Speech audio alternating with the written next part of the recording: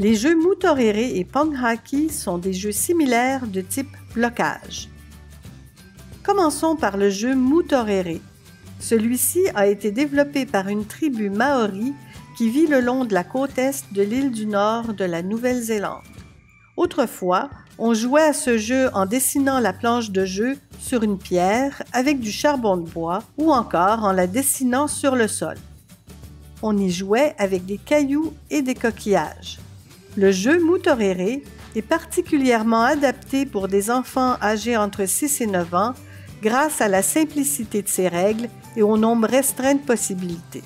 Le jeu se joue à 2 joueurs et une partie dure environ 10 minutes. Le matériel pour jouer consiste en une planche de jeu et 2 paquets de 4 jetons d'une couleur différente. La planche du jeu est un octogone. Chacun des cercles au sommet de l'octogone se nomme Kewai.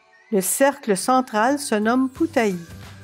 Les joueurs déterminent celui qui commence la partie, soit en lançant un dé ou encore en jouant à roche-papier-ciseaux.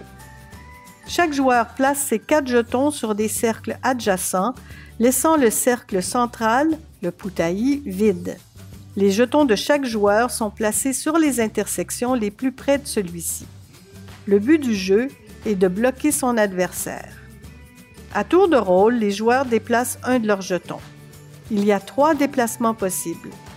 Déplacer son jeton d'un Kewai au Putai, déplacer son jeton du Putai à un Kewai libre, déplacer son jeton d'un Kewai à un autre Kewai adjacent et libre. Un seul jeton peut être sur un cercle.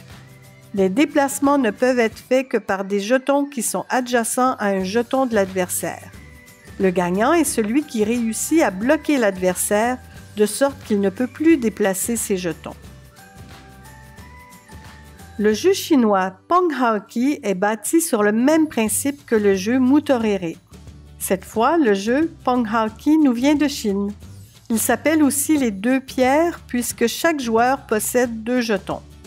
Plus simple que le jeu Mutorere, le Pong-Haki convient bien aux jeunes enfants âgés de 4 à 7 ans.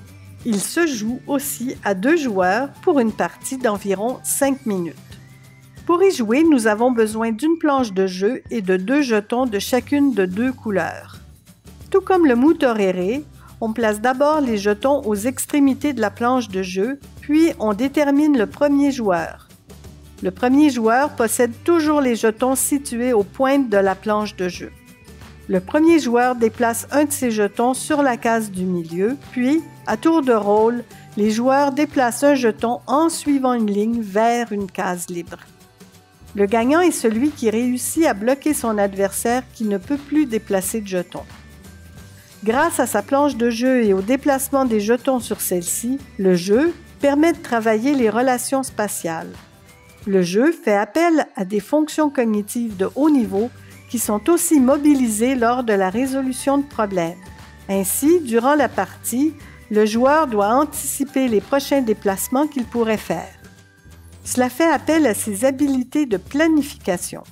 Le joueur doit aussi anticiper les déplacements que son adversaire pourrait faire.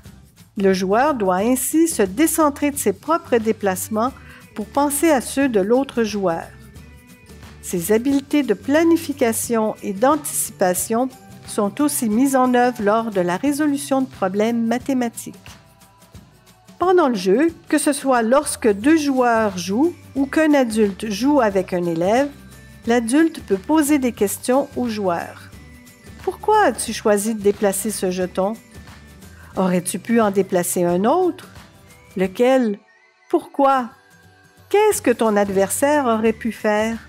Cette question amène l'élève à se décentrer de sa partie et à prendre la perspective de l'autre. Ceci amènera l'élève à mieux anticiper les déplacements possibles de son adversaire. Ces 2 jeux, un développé en Chine et l'autre en Nouvelle-Zélande, sont de bons exemples de l'universalité de l'esprit humain.